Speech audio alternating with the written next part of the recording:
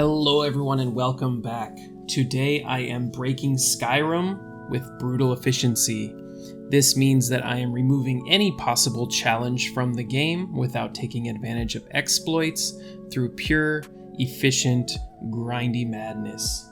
First up, let's choose our race. The best race in the game is Breton. It gives us 25% magic resistance, which gets us close to that 85% cap.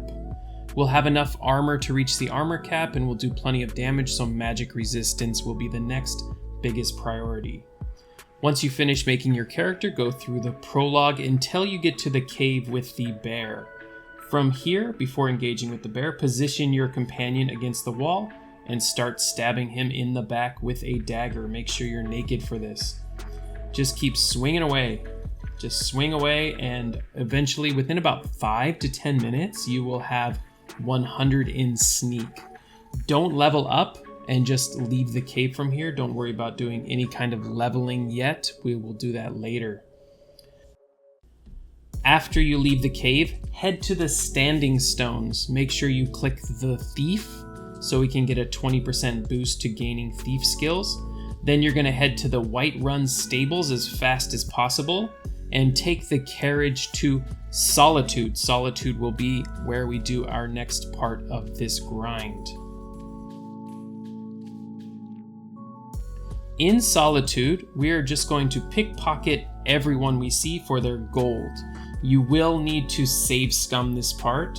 I know that for some people, save scumming borders on exploitation of the game. However, that's just like your opinion, man. So once you have 550 gold, you'll be ready for the next part. Head to the Bard's Guild and talk to this dude in the Santa hat. Train 1 level in speech, and then pickpocket your gold back. Train another level in speech, pickpocket your gold back. Repeat this until you hit the 5 cap for the level. Then finally you will level up. Once you level up, repeat this process again until you hit the next level, and keep repeating this until you get to 50 in speech. 50 in speech is very important. Once we have 50 in speech, we can unlock the merchant perk. The merchant perk will allow us to sell any item to any vendor, which is going to make this much more efficient.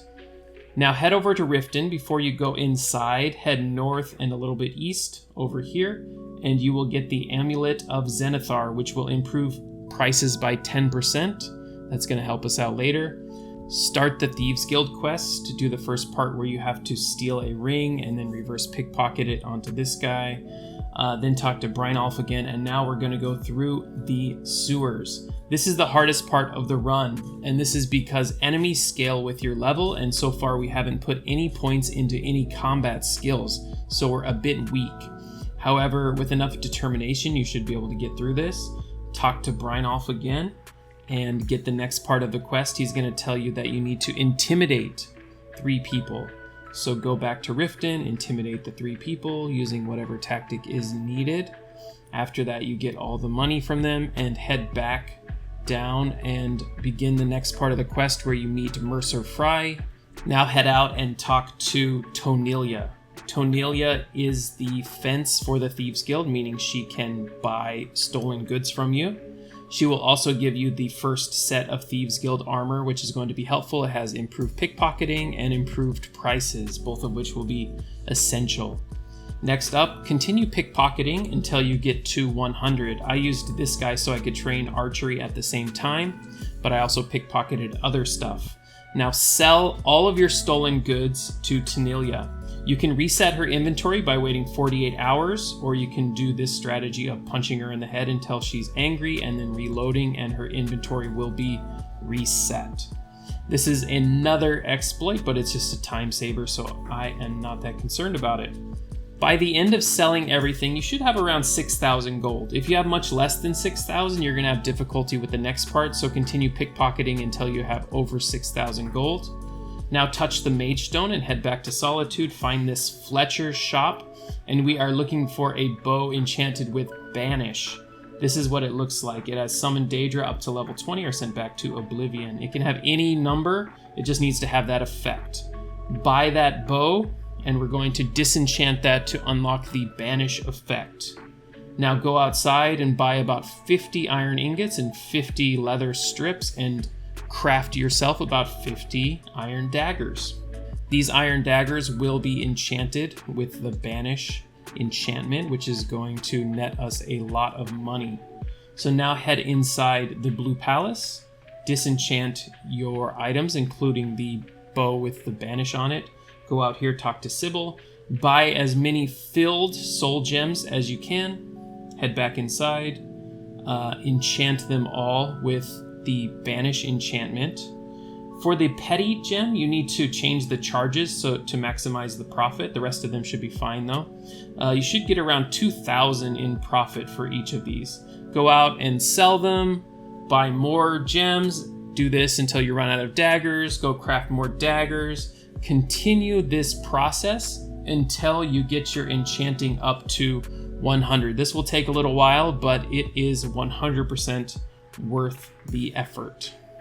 Unlock these perks in the enchanting tree, all 5 of the first perk, and then up this right side until you get to extra effect. Next, create a set of crafting gear by enchanting a ring, an amulet, and gloves with Fortify Alchemy and Fortify Smithing. Enchant a chest with Fortify Smithing and enchant a head with Fortify Alchemy. This will give you a total of 100% improved smithing and 100% improved alchemy. Next, let's take care of smithing. Make sure you go touch the warrior stone and then head to a blacksmith. I chose a female blacksmith for the allure bonus. Buy all of the leather strips, leather, iron ingots, and steel ingots, and then you're going to craft steel armor, iron armor, and leather armor and improve those.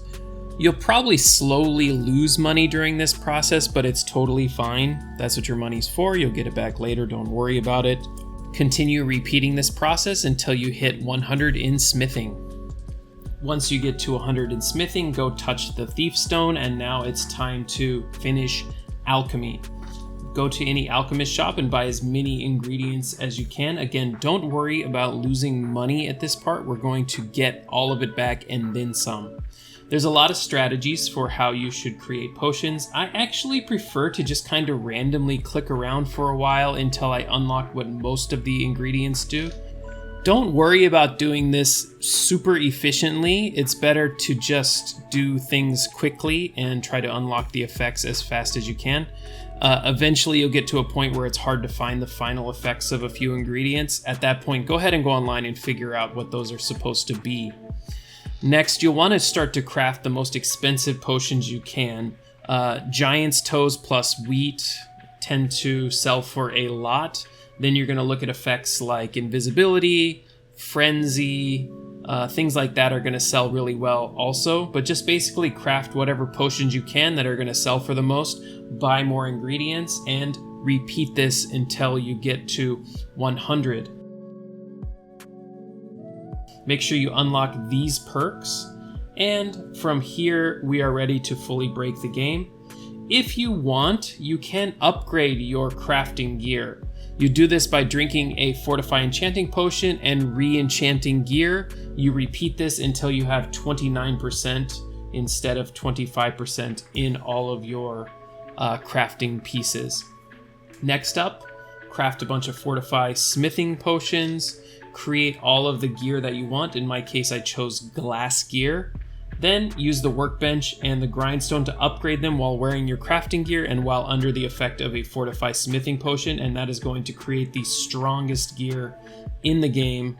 From there, enchant it however you want. This is how I enchanted mine. It's super broken, and it's only going to get stronger and more broken as you progress through the game and level up your combat skills. And this is how you break Skyrim with brutal efficiency.